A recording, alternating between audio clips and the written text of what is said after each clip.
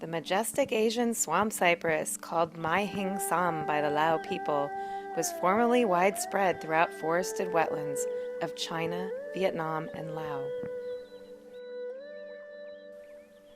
The trees resemble a cross between coastal redwood trees of California and bald cypress trees found in swamps of the southeastern United States. In 2007, our research team identified the first stand of Mai Hing Sam known to science, located in a healthy wetland ecosystem on the Nakai Plateau of Laos. Most trees in the wild have been destroyed due to expanding human development. The decay-resistant wood makes the tree favorable for building houses, wooden boats, and furniture. Perhaps the greatest risk to the trees may be the clearance of wetland forest for rice paddies. The species is now listed as critically endangered by the IUCN. Until 2007, the total number of wild trees globally was approximately 250, only found in Vietnam. In January 2015, our team of researchers set out to document and help protect populations of Mai Hing Sam in the Nakai Nam Ton National Protected Area, located in the Annamite Mountains of central Laos. Sponsored by the Lao Wildlife Association and Watershed Management Protection Agency, our research team consisted of government officials, international scientists, local villagers, and other important stakeholders. Our team traveled overland from the capital city of Vientiane to the Nakai Plateau. We provisioned in the local markets, preparing to camp for 2 weeks in the remote mountains of the National Protected Area. Starting at the Watershed Management Protection Agency headquarters in Udom Suk, we crossed the Nam Ton Tu Reservoir, traveling upstream into the river valleys by boat and then overland by tuk-tuk, tractors, and foot. Arriving at the high village of Ban Tung, we consulted village leaders and gained permission and advice.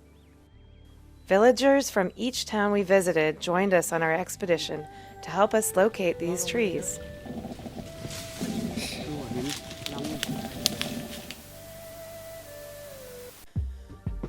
We divided up into 3 teams for our data collection: the ecology team, the collection team, and the reconnaissance team.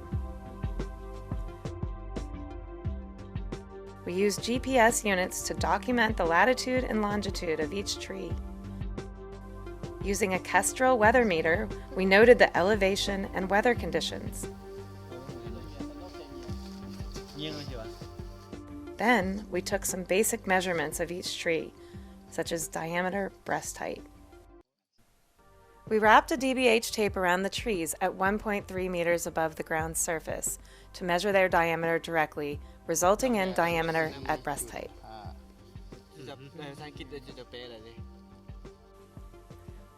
The height of each tree was measured using a Nikon rangefinder.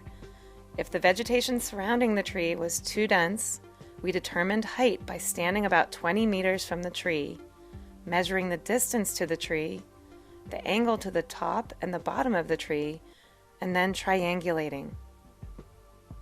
We selected trees of various diameters from 3 stands and took tree cores from each at 1.3 meters above the ground surface. Cores were stored in labeled paper straws and taped at each end. To determine tree ages, the number of tree rings was counted back in our University of San Francisco lab. We collected cones and foliage from 80 trees in 3 stands.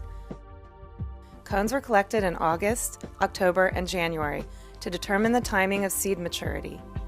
We determined that seeds mature in November from these preliminary collections. Plant tissue material was collected for genetic analyses to assist in species conservation and restoration efforts in the region.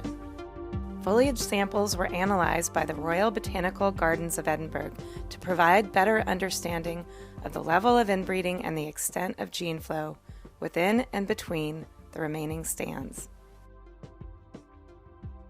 We determined the soil texture and color of the soil adjacent to some of the trees to understand the conditions in which they grow and that may be suitable for restoration. Soil texture was determined in the field using the ribbon method.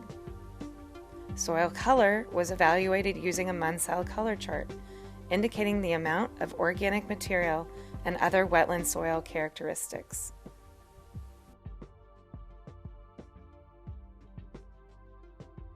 We measured soil moisture using a handheld TDR Field Scout.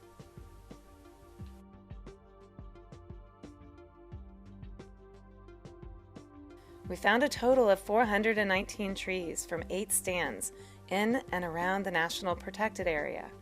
The oldest tree measured was over 127 years old.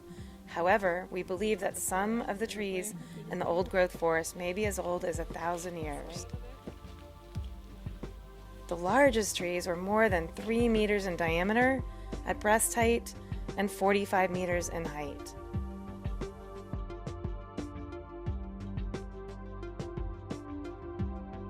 Soils were found to have a very high content of organic material and clay. Soil moisture was very high, ranging from 30 to 64% volumetric water content. Results of the genetic analysis determined that the 3 stands sampled differed significantly in their DNA composition. This means that it is essential that any restoration program should sample seeds from each of the stands in order to capture as much of the genetic diversity as possible. Healthy forested wetland ecosystems are critical for wildlife habitat, nutrient filtration, erosion control, local fisheries, flood control, carbon sequestration, and as buffers to neighboring agricultural areas. During our January expedition, we assessed the threats that these living stands face, preservation strategies, and the potential for assisted restoration of populations in the National Protected Area. Our GIS habitat suitability model indicates that there are other locations near the Ban Tung village cluster that may have Mai Hing Sam trees or be suitable for assisted restoration. Although no viable seed has been collected from swamp cypress trees in Vietnam over the last 20 years, we have successfully propagated 12 trees from the Lao population. 4 of these trees were transplanted into a wetland on the Nakai Plateau and are over 3 meters tall. We believe that more of these trees can be propagated and grown for restoration in forested areas in the National Protected Area.